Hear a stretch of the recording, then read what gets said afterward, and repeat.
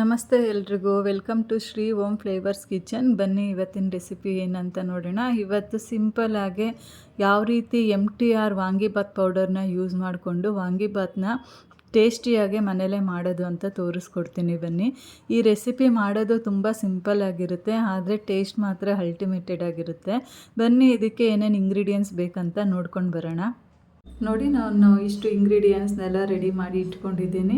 ಒಂದೊಂದೇ ಇದನ್ನು ನಾನು ನಿಮಗೆ ಎಕ್ಸ್ಪ್ಲೇನ್ ಮಾಡ್ತಾ ಹೋಗ್ತೀನಿ. ಬನ್ನಿ, ಮೊದಲಿಗೆ ನಾನಿಲ್ಲಿ MTR ವಾಂಗಿಬಾತ್ ಪೌಡರ್ ಪ್ಯಾಕೆಟ್ನ ತೊಗೊಂಡಿದ್ದೀನಿ. ಒಂದು ಮೀಡಿಯಮ್ ಸೈಜ್ ಆಗುವಷ್ಟು ಟೊಮೊಟೊ, 2 ಬದನೆಕಾಯಿ, ಸ್ವಲ್ಪ ಕೊತ್ತಂಬರಿ, ಈರುಳ್ಳಿ, ಎಣ್ಣೆ, ಹಾಗೆಯೇ ಸ್ವಲ್ಪ ಕರಿಬೇವು, ಕಡಲೆಬೇಳೆ, ಉದ್ದಿನಬೇಳೆ, ಸಾಸಿವೆ, ಉಪ್ಪು, ಬ್ಯಾಡಗಿ ಮೆಣಸಿನ್ಕಾಯಿ, ಸ್ವಲ್ಪ ಹುಣಸೆಹಣ್ಣು ನೆನೆ ಹಾಕಿ ಇಟ್ಕೊಂಡಿದ್ದೀನಿ. ನಾನು ವಿಡಿಯೋದಲ್ಲಿ ಬದನೆಕಾಯಿನ ಕಟ್ ಮಾಡಿ ಇಟ್ಟಿರಲಿಲ್ಲ. ನಾನು ಎಕ್ಸಾಕ್ಟಾಗಿ ಕ್ವಾಂಟಿಟಿ ನಿಮಗೆ ತೋರಿಸ್ಬೇಕಿತ್ತು ಎಷ್ಟು ಬದನೆಕಾಯಿ ತೊಗೊಳ್ತಾ ಇದ್ದೀನಿ ಅಂತ.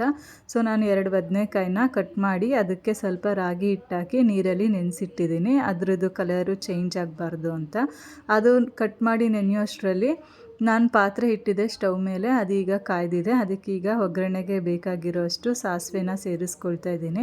ಸಾಸಿವೆ ಎಲ್ಲ ಸ್ವಲ್ಪ ಚಿಟಪಟ ಅಂತ ಸಿಡಿಯೋಕ್ಕೆ ಬಿಟ್ಟು ನೆಕ್ಸ್ಟ್ ನಾನು ಅದಕ್ಕೆ ತೆಗೆದಿಟ್ಕೊಂಡಿರೋಂತಹ ಕಡಲೆಬೇಳೆನ ಸೇರಿಸ್ಕೊಳ್ತಾ ಇದ್ದೀನಿ. ನಾನಿಲ್ಲಿ 2.5 ಸ್ಪೂನ್ ಆಗುವಷ್ಟು ಕಡಲೆಬೇಳೆ ಸೇರಿಸ್ಕೊಳ್ತಾ ಇದ್ದೀನಿ.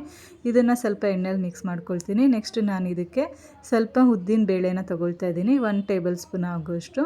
ಇದೆಲ್ಲ ಹಾಕಿ ಎಣ್ಣೆಯಲ್ಲಿ ಸ್ವಲ್ಪ ಗೋಲ್ಡನ್ ಬ್ರೌನ್ ಬರೋ ತನಕ ನೀಟಾಗಿ ಕೈ ಬಿಡ್ದಂಗೆ ಮಿಕ್ಸ್ ಮಾಡ್ಕೊಳ್ತೀನಿ. ಇದೆಲ್ಲ ನೀಟಾಗಿ ಮಿಕ್ಸ್ ಆಗಿದ್ಮೇಲೆ ಗೋಲ್ಡನ್ ಬ್ರೌನ್ ಬಂದಿದೆ ಅಂದಮೇಲೆ ನಾನು ತೆಗೆದಿಟ್ಕೊಂಡಿರೋ ಅಂತಹ ಬ್ಯಾಡಗೆ ಮೆಣಸಿನ್ಕಾಯಿ 3 ಮೆಣಸಿನ್ಕಾಯಿನ ತೆಗೆದಿಟ್ಕೊಂಡಿದ್ದೆ, ಅದನ್ನು ನಾನಿಲ್ಲಿ ಹಾಕ್ಕೊಳ್ತಾ ಇದ್ದೀನಿ. ನಿಮಗೆ ಬೇಕಂದರೆ ಇನ್ನೂ 1-2 ಮೆಣಸಿನ್ಕಾಯಿನೂ ಕೂಡ ನೀವು ಆ್ಯಡ್ ಮಾಡ್ಕೋಬೋದು. ಸೊ ನಾನು ತೊಗೊಂಡಿರೋ 2 ಬದನೆಕಾಯಿಗೆ ಇದು ಸಾಕಾಗುತ್ತೆ ಆ ಕ್ವಾಂಟಿಟಿ. ನಾನೊಂದು ದೊಡ್ಡ ಸೈಜ್ ಈರುಳ್ಳಿ ತೊಗೊಂಡಿದ್ದೆ, ಅದನ್ನ ಇವಾಗ ಸೇರಿಸ್ಕೊಳ್ತಾ ಇದ್ದೀನಿ. ಸೇರಿಸ್ಕೊಂಡಿದ್ದಾದಮೇಲೆ ಎಣ್ಣೆಲಿ ನೀಟಾಗಿ ಇದನ್ನು ಬಾಡಿಸ್ಕೊಳ್ತೀನಿ. ನೆಕ್ಸ್ಟ್ ಇದಕ್ಕೆ ನಾನು ಕರಿಬೇವು ಸೊಪ್ಪನ್ನ ಹಾಕ್ಕೊಳ್ತಾ ಇದ್ದೀನಿ. ಕರಿಬೇವು ಸೊಪ್ಪು ನಾನು ಕೂಡ ಎಣ್ಣೆಲಿ ಚೆನ್ನಾಗಿ ಫ್ರೈ ಮಾಡ್ಕೊಳ್ತೀನಿ. ನೋಡಿ, ನಾನು ರಾಗಿ ಹಿಟ್ಟಲ್ಲಿ ನೆನೆಸಿದ್ನಲ್ಲ, ಅದು ಮತ್ತೆ ನೀರು ಚೆಲ್ಲಿ ಮತ್ತು ಇನ್ನೊಂದು ಸರಿ ನೀರಲ್ಲಿ ಅದನ್ನು ಚೆನ್ನಾಗಿ ವಾಶ್ ಮಾಡಿ ಈ ಟೈಮಲ್ಲಿ ಬದನೆಕಾಯಿನ ಕಟ್ ಮಾಡಿ ಇಟ್ಕೊಂಡಿದ್ವಲ್ಲ ಅದನ್ನು ಇವಾಗ ಸೇರಿಸ್ಕೊಳ್ತಾ ಇದ್ದೀವಿ. ಇದೆಲ್ಲ ಸೇರಿಸಿ ಎಣ್ಣೆಯಲ್ಲಿ ಚೆನ್ನಾಗಿ ಫ್ರೈ ಮಾಡ್ಕೊಂಡು ಬರೋಣ.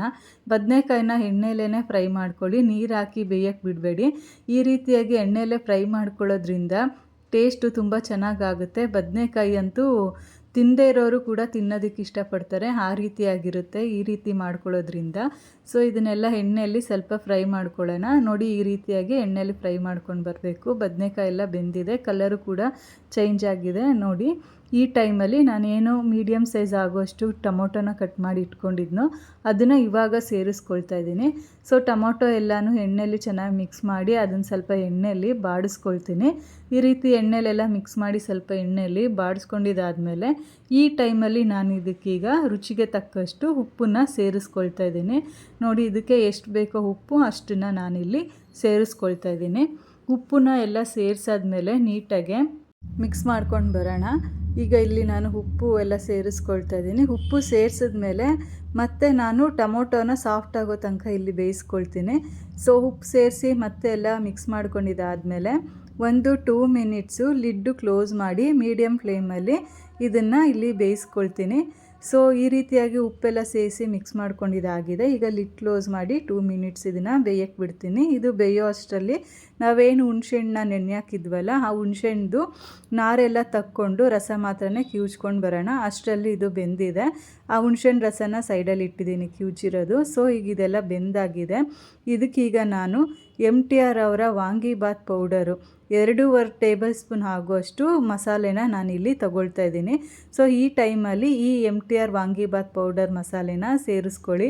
ಟೇಸ್ಟು ತುಂಬ ಚೆನ್ನಾಗಿ ಬರುತ್ತೆ, ಹಾಗೆಯೇ ಕ್ವಿಕ್ಕಾಗಿ ಆಗುತ್ತೆ ಅಡುಗೆ. ಮನೆ ಜನ ಎಲ್ಲನೂ ಕೂಡ ಇಷ್ಟಪಟ್ಟು ತಿಂತಾರೆ ಈ ರೀತಿ ನಾವು ಮಾಡ್ಕೊಳ್ಳೋದ್ರಿಂದ. ಸೊ ಇದು ಸಿಂಪಲ್ ರೆಸಿಪಿ, ಹಾಗೆ ಜಾಸ್ತಿ ರಿಸ್ಕ್ ಅನಿಸೋದಿಲ್ಲ ಈ ರೆಸಿಪಿ ಮಾಡೋದಕ್ಕೆ. ಈಗ ನಾನು ಇದನ್ನೆಲ್ಲ ಪೌಡ್ರ್ ಹಾಕ್ಕೊಂಡಿದ್ದೀನಿ, ಮತ್ತು ಇದನ್ನು ನೀಟಾಗೆ ಮಿಕ್ಸ್ ಮಾಡ್ಕೊಳ್ತಾ ಇದ್ದೀನಿ. ಈ ರೀತಿಯಾಗಿ ಮಿಕ್ಸ್ ಮಾಡ್ಕೊಂಡಿದ್ದಾದಮೇಲೆ ನೆಕ್ಸ್ಟು ನಾನು ಇದಕ್ಕೆ ಏನು ಹುಣಸೆ ರಸನ ಆಲ್ರೆಡಿ ಕಿವುಚಿ ಸೈಡಲ್ಲಿ ಇಟ್ಟಿದ್ನೋ ಆ ರಸನ ಇವಾಗ ನಾನಿಲ್ಲಿ ಮಿಕ್ಸ್ ಮಾಡ್ಕೊಳ್ತೀನಿ. ಈ ಎಣ್ಣೆಯಲ್ಲಿ ಎಲ್ಲ ಪೌಡರು ಕೂಡ ಮಿಕ್ಸ್ ಆಗಿ ಪ್ರತಿಯೊಂದು ಬದನೆಕಾಯಿಗೂ ಎಲ್ಲದಕ್ಕೂ ಹಿಡಿಯೋ ಥರ ಮಿಕ್ಸ್ ಮಾಡ್ಕೊಳ್ತೀನಿ. ಇದೀಗ ಮಿಕ್ಸ್ ಆಗಿದೆ. ಈಗ ನಾನು ಕಲಸಿಟ್ಕೊಂಡಿದ್ದಂತಹ ಹುಣಸೆಹಣ್ಣು ರಸನ ಮಾತ್ರ ಇಲ್ಲಿ ಸೇರಿಸ್ಕೊಳ್ತಾ ಇದ್ದೀನಿ. ಈ ರೀತಿಯಾಗಿ ಇದು ಒಂದು 3 ಟೇಬಲ್ ಸ್ಪೂನ್ ಆಗುವಷ್ಟು ಹುಣಸೆಹಣ್ಣು ರಸ ಆಗಿರುತ್ತೆ ಅಷ್ಟೇ, ಜಾಸ್ತಿ ಏನು ಹಾಕ್ಕೊಳ್ತಾ ಇಲ್ಲ ನಾನು. ಈ ರೀತಿಯಾಗಿ ಮಿಕ್ಸ್ ಮಾಡ್ಕೊಂಡ್ಮೇಲೆ ಸ್ವಲ್ಪ ನೀರು ಬೇಕಂತ ಅನ್ನಿಸ್ತಾ ಇದೆ ನನಗಿಲ್ಲಿ. ಸ್ವಲ್ಪ ನೀರನ್ನ ಸೇರಿಸ್ಕೊಳ್ತಾ ಇದ್ದೀನಿ. ನೋಡಿ ನಾನಿಲ್ಲಿ ತೋರಿಸ್ತಾ ಇದ್ದೀನಲ್ಲ, ಇಷ್ಟೇ ನೀರು ಅಷ್ಟೇ. ನೆಕ್ಸ್ಟ್ ನಾನು ಇನ್ನೇನು ನೀರೆಲ್ಲ ಏನೂ ಹಾಕೋದಿಲ್ಲ. ಸೊ ನೀರು ಹಾಕಿ ಹುಣಸೆಹಣ್ಣು ರಸ, ಉಪ್ಪು ಹಾಕಿರೋ ಅಂತಹ MTR ವಾಂಗಿಬಾತ್ ಪೌಡರು ಎಲ್ಲ ಇಂಗ್ರೀಡಿಯೆಂಟ್ಸು ಚೆನ್ನಾಗಿ ಮಿಕ್ಸ್ ಮಾಡೋ ಥರ ಮಿಕ್ಸ್ ಮಾಡಿ, ಮತ್ತು ಇದನ್ನು ಲಿಡ್ಡು ಕ್ಲೋಸ್ ಮಾಡಿ ಜಸ್ಟ್ 3 ಮಿನಿಟ್ಸ್ ಮಾತ್ರ ಮೀಡಿಯಮ್ ಫ್ಲೇಮಲ್ಲಿ ಬೇಯಿಸ್ಕೊಳ್ತೀನಿ. ಈ ರೀತಿ ಬೇಯಿಸ್ಕೊಳ್ಳೋದ್ರಿಂದ ಎಣ್ಣೆ ಎಲ್ಲ ಸೈಡಲ್ಲಿ ಬಿಟ್ಟು ಬಂದಿರುತ್ತೆ. ನೋಡಿ ಎಣ್ಣೆ ಎಲ್ಲ ಸೈಡಲ್ಲಿ ಈಗ ಬಿಟ್ಟಿದೆ. ಸೊ ಹೀಗಾಗಿದೆ. ಈಗ ಕಟ್ ಮಾಡಿ ಇಟ್ಕೊಂಡಿರೋ ಅಂತಹ ಕೊತ್ತಂಬರಿ ಸೊಪ್ಪನ್ನ ಸೇರಿಸಿ ನೀಟಾಗೆ ಒಂದ್ಸರಿ ಜೆಂಟಲಾಗೆ ಮಿಕ್ಸ್ ಮಾಡ್ಕೊಂಡು ಬರ್ತೀನಿ. ನೋಡಿ ಈ ರೀತಿ ಕೊತ್ತಂಬರಿ ಸೊಪ್ಪನ್ನ ನಾನು ಕಟ್ ಮಾಡಿ ಇಟ್ಕೊಂಡಿದ್ದೆ. ಈಗ ಇದನ್ನು ಸೇರಿಸ್ಕೊಳ್ತಾ ಇದ್ದೀನಿ. ಸೇರಿಸ್ಕೊಂಡಿದ್ದಾದಮೇಲೆ ಮತ್ತೆ ಎಲ್ಲನೂ ಒಂದ್ಸರಿ ಮಿಕ್ಸ್ ಮಾಡ್ಕೊಳ್ತೀನಿ. ನೋಡಿ ಈ ರೀತಿಯಾದ ಸಿಂಪಲ್ ವಾಂಗಿಬಾತ್ ಗೊಜ್ಜು ಯಾವ ರೀತಿ ಮಾಡೋದು ಅಂತ ನೋಡಿದ್ರಲ್ಲ. ನೀವು ಕೂಡ ಈ ಮನೆಯಲ್ಲಿ ಈ ರೆಸಿಪಿನ ಟ್ರೈ ಮಾಡಿ ಹೇಗಿತ್ತು ಅಂತ ಕಮೆಂಟ್ ಮೂಲಕ ತಿಳಿಸಿ. ನಾನಿಲ್ಲಿ ಸ್ವಲ್ಪ ಅನ್ನನ ಹಾರಕ್ಕಿಟ್ಟಿದ್ದೆ. ಸೊ ಈಗ ವಾಂಗಿಬಾತ್ ಗೊಜ್ಜಾಕಿ ಮಿಕ್ಸ್ ಮಾಡ್ಕೊಳ್ತೀನಿ. ನೀವು ಕೂಡ ಈ ಈಸಿ ರೆಸಿಪಿನ ಮನೆಯಲ್ಲೇ ಟ್ರೈ ಮಾಡಿ ಹೇಗಿತ್ತು ಅಂತ ಕಮೆಂಟ್ ಮೂಲಕ ತಿಳಿಸಿ. ಇದೇ ಥರ ಈಸಿ ಹಾಗೂ ಟೇಸ್ಟಿ ರೆಸಿಪಿಗೋಸ್ಕರ ನಮ್ಮ ಚಾನಲ್ನ ಲೈಕ್ ಮಾಡಿ, ಸಬ್ಸ್ಕ್ರೈಬ್ ಮಾಡಿ, ಸಪೋರ್ಟ್ ಮಾಡಿ, ಫಾಲೋ ಮಾಡಿ. Thank you.